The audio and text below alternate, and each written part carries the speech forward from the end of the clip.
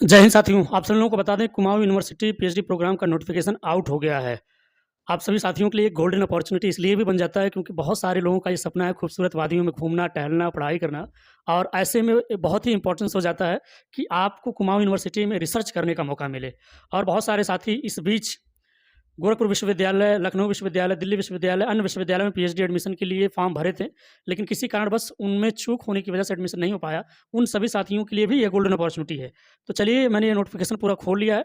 आप सभी को नोटिफ़िकेशन में एक-एक चीज़ बताऊँगा, कितने सब्जेक्ट हैं, एग्ज़ाम कब होगा, फ़ीस कब होगी, कितने विषयों में पीएचडी प्रोग्राम निकला है और कौन से लोग हैं जिनको एग्ज़ाम देने की ज़रूरत है और कौन से लोग हैं जिनको एग्ज़ाम देना ही नहीं पड़ेगा।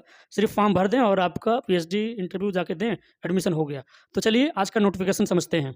अगर आप मेरे चैनल पे नए हो तो वीडियो को लाइक कर दें, चैनल को सब्सक्राइब कर लें। चलिए शुरू करते हैं। अब सभी साथी जब ये नोटिफ़िकेशन ओपन करेंगे तो आपको सारा डिटेल मिल जाएगा। आप ये वाला पहले इम्पोर्टेंस डेट को जान लीजिए।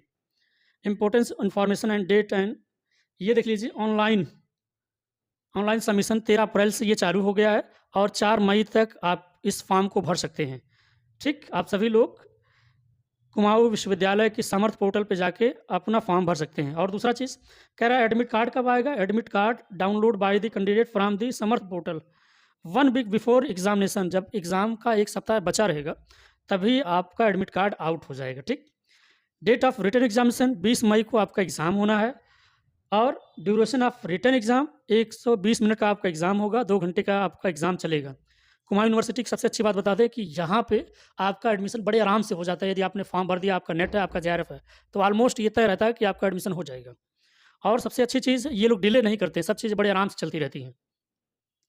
अब अगला देखिए, कह रहा है कि रिटन एग्ज़ामिनेशन सेंटर 2 जगह बनेगा, अभी मैं बताऊँगा, हल्द्वानी और नैनीताल। ठीक? अपलोडिंग ऑफ आंसर की जो आप एग्ज़ाम देंगे उसके एक दूसरे दिन यानी कि 21 मई को आंसर की आ जाएगा, आप लोग मिला सकते हैं। फिर दिया है submission of objection of the answer की। अगर आपको लगता है कि आंसर की में कोई गड़बड़ी है, आपका सवाल सही है लेकिन अब उन्होंने आंसर को गलत मान लिया, तो आप उस पे क्लेम कर सकते हैं। क्लेम करने का जो तारीख होगा 21 मई से लेके 24 मई के बीच में, ठीक? अब अगला समझ लीजिए, tentative date of declaration of result 2 जून का आपका रिजल्ट आ जाएगा। Tentative schedule of the interview, आपका इंटरव्यू जो होगा 8 से 10 जून के बीच में हो जाएगा और फाइनल काउंसलिंग जो है वो 16 जून से एडमिशन होने शुरू हो जाएँगे, ठीक? ये डेट आप लोग नोट कर लीजिए, बहुत गोल्डन अपॉर्च्युनिटी है। अब आगे नोटिफ़िकेशन मैं आपको दिखा देता हूँ। फ़ीस वाली बात कर लेते हैं। फ़ीस पीएचडी की हमेशा ज़्यादा लगती है, आप किसी भी विश्वविद्यालय में अप्लाई करेंगे। देखिए जनरल ईडब्ल्यूएस ओबीसी कैटेगरी का 3050, SC ST DA category candidate का आपका 2550 और जिनको एग्ज़ाम नहीं देना है ना? एग्ज़म्प्टेड फ्रॉम रिटन टेस्ट फीस, जिनको एग्ज़ाम नहीं देना है, अभी मैं वो बताऊँगा किन बच्चों को एग्ज़ाम नहीं देना है, ठीक? उनकी जो फ़ीस होगी 1050, एसटी एससी कैटेगरी की जो फ़ीस होगी 550 होगी, ठीक? अब आप लोग इस बात को ध्यान दीजिए। आगे चलिए मैं जो बहुत ज़रूरी चीज़ है वो आपको बताता हूँ। हेल्प डेस्क, अगर आपको कहीं कोई दिक्कत आती है, तो कैंडिडेट इस नंबर पे इंक्वायरी कर सकते हैं। आप सभी लोग मेरा व्हाट्सएप चैनल जॉइन कर लीजिए, यह पूरा नोटिफ़िकेशन मैं अपने व्हाट्सएप चैनल पे डालने वाला हूँ, ठीक? आप वहाँ से पूरा पढ़ लेंगे। अब ये सारी चीज़ें आप लोग देख लीजिएगा, नोटिफ़िकेशन पढ़ लीजिएगा। अब कौन से व्यक्ति एलिजिबल हैं, जिस फॉर्म को भर सकते हैं? व्यक्ति ने मास्टर डिग्री किया हो, ठीक? पहला चीज़, नेट जेआरएफ क्वालीफाई हो, गेट क्वालीफाई हो। अब परसेंटेज क्या हो? 55% से ऊपर हो। आगे देखिए, आगे देखिए ये क्या दिया है? Eligible criteria candidate exempted from the written test, यानी कि कौन से ऐसे व्यक्ति हैं जो जिनको एग्ज़ाम टेस्ट देने की ज़रूरत नहीं है, फॉर्म भर दिया और जाके सिर्फ इंटरव्यू दे के चले आए, ठीक? देखिए वो कैंडिडेट जिन्होंने क्वालीफाई किया यूजीसी नेट और सीएसआईआर नेट या फिर एनएफएससी, एनएफओबीसी, एनएफएसटी, इसमें से कोई भी व्यक्ति जो पास है, जो जेआरएफ है और जो गेट पास हैं, अगर आपने नेट भी पास किया है, तो आप सिर्फ फॉर्म भर दीजिए और जाके इंटरव्यू दे दीजिए। आपकी फीस भी कम लगने वाली है, एग्ज़ाम देने की ज़रूरत भी नहीं है। और जो जेआरएफ वाले हैं, उनका तो होगा ही होगा, नेट वालों का भी आराम से हो जाएगा। इसलिए आप लोग जानते रहिए, जो गेट पास हैं, नेट पास हैं, जेआरएफ पास है, उनको एग्ज़ाम देने की ज़रूरत नहीं है। इसके अलावा आप ये नोटिफ़िकेशन पूरा पढ़ भी लेंगे, ठीक? अब आगे चलिए, जो बहुत ज़रूरी चीज़ है, रिज़र्वेशन पॉलिसी से आपको कोई लेना-देना नहीं है यार, छोड़ो खली-बली। अब जो आपका रिटन टेस्ट होगा, है ना? उसमें क्या-क्या चीज़ें इम्पोर्टेंस हो जाती हैं, कितने घंटे का होगा, ये देख लीजिए सवाल। एग्ज़ाम पैटर्न क्या है? एग्ज़ाम पैटर्न क्या है? 2 घंटे का एग्ज़ाम होगा, टोटल 50 क्वेश्चन आएँगे, 50 उसके मार्क होंगे, 50 क्वेश्चन 50 मार्क, यानी कि 2 पेपर होने वाला है और वो दोनों पेपर 2 घंटे का ही होगा, ऐसा नहीं कि एक पेपर 1 घंटे का, दूसरा पेपर 2 घंटे का, नहीं। अब इसमें जो पहला पेपर आएगा वो आपका आएगा research methodology across candidate understanding of the various research methodology and their ability to apply them, है ना? यानी कि आपने यूजीसी नेट जेआरएफ में जो रिसर्च पेपर पहला पढ़ा था ना, उसी का उसमें से 50 क्वेश्चन आएँगे और आपका जो अपना सब्जेक्ट हो, जैसे भूगोल का 50 आएगा, हिंदी का 50 आएगा, जिसका जो सब्जेक्ट होगा उसका 50 क्वेश्चन उसमें से आने वाला है। ये चीज़ आप जान लीजिए। अब आगे चलिए, कह रहा है ना, ये चीज़ें आप लोग देख लीजिए। After the written test 30 mark ज़रूरी है, तभी आपको किसमें बुलाया जाएगा? इंटरव्यू के लिए बुलाया जाएगा नैनीताल में, है ना? और तभी डिक्लेयर किया जाएगा कि आप क्वालीफाई हैं या नहीं। अब आगे चलिए, नोटिफ़िकेशन देखते रहिएगा सब लोग। वीडियो अच्छा लग रहा है, वीडियो को लाइक कर दीजिए, चैनल को सब्सक्राइब कर लीजिए।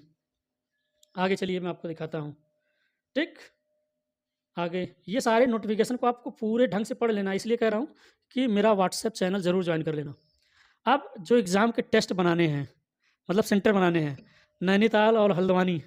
अरे भाई, बहुत सारे लोगों का सपना है कि नैनीताल घूमना, उस नैनीताल को देखना, हल्द्वानी को देखना, खूबसूरत वादियों को देखना। चलो, यही एक बेहतर मौका है, आप घूम नहीं पाए, हो सकता है पीएचडी प्रोग्राम ही वो माध्यम बन रहा है कि आप चीज़ों को बेहतर समझ पाएँ, यहाँ जाके घूम पाएँ और अपने सपनों को साकार करते हुए रिसर्च कर सकें इस खूबसूरत वादियों में। तो जाके नैनीताल में अपना सेंटर बनाइए, हल्द्वानी में अपना सेंटर बनाइए, 2 ही सेंटर होंगे, है ना? तो इसलिए मेरा तो सजेशन है, दोनों में से कोई भी मिल जाए आपको बहुत अच्छा है। ठीक, आगे क्या चीज़ें इंपॉर्टेंस हो जाती हैं? रिज़ल्ट आपको समर्थ पोर्टल पे देखने को मिल जाएगा, ये है ना? उत्तराखंड phd.samarth.edu.in पे, ठीक? अब code conduct the from candidate, ये सारी चीज़ें आपको एडमिट कार्ड से संबंधित सारी चीज़ें हैं और रिटन एग्ज़ाम से सारी चीज़ें हैं। आपके पास जब आप एग्ज़ाम देने जाएँगे तो आपके पास प्रिंट कॉपी आपका एडमिट कार्ड का होना चाहिए। पैन कार्ड हो या आधार हो, कोई एक चीज़ होनी चाहिए, आपके पास फ़ोटो भी होना चाहिए, या पीडब्ल्यू है तो आपके पास सर्टिफ़िकेट होना ज़रूरी है। अब मैं आपको वो चीज़ दिखा देता हूँ कितने विषयों में आया हुआ है, कितनी-कितनी सीटें हैं। अब ये देख लीजिए आप सभी लोग। बॉटनी बायोटेक्नोलॉजी में 7 सीट है, बॉटनी में 13 सीट है, केमिस्ट्री में 19 सबसे ज़्यादा। कॉमर्स में 8 सीट है, कंप्यूटर साइंस में 4 सीट है, इकोनॉमिक्स में 8, इकोनॉमिक्स में 6, इंग्लिश में 3, ज्योग्राफी में 5, जियोलॉजी में 4 और हिंदी में 6, हिस्ट्री में 6, होम साइंस में 3, लाइब्रेरी एंड इंफॉर्मेशन साइंस में 2, मैथमेटिक्स में 6, म्यूज़िक में 4 और फार्मास्टिक में 6, फिजिक्स में 19, पॉलिटिकल साइंस में 4 और साइकोलॉजी में 3, संस्कृत में 6, सोशियोलॉजी में 7, टूरिज़्म में 2, ज़ूलॉजी में 5। ये टोटल सीटें हैं जिन-जिन विषयों में पीएचडी प्रोग्राम या पीएचडी एडमिशन होने हैं। इसलिए सभी साथी इसको ध्यान देंगे, ठीक? पक्का? बाकी वीडियो कैसा लगा कमेंट करके ज़रूर बताएँ। चलिए मिलते हैं एक नए वीडियो में। वीडियो को लाइक कर देना, चैनल को सब्सक्राइब कर देना और कहीं पे कोई दिक्कत आती है, रिसर्च प्रपोज़ल यदि आपको नहीं बना पा रहे हैं, रिसर्च प्रपोज़ल बनाने में दिक्कत आ रही है, तो आप संपर्क करेंगे तो आपका रिसर्च प्रपोज़ल बना दिया जाएगा या बनवा दिया जाएगा। इसके अलावा आपको कैसे एग्ज़ाम देना है, कैसे क्वालीफ़ाई करना है, ये सारा चीज़ हमारे द्वारा सिखाया जाएगा, क्योंकि मैं खुद सीनियर रिसर्च स्कॉलर हूँ, यूजीसी नेट जेआरएफ दोनों क्वालीफ़ाई हूँ।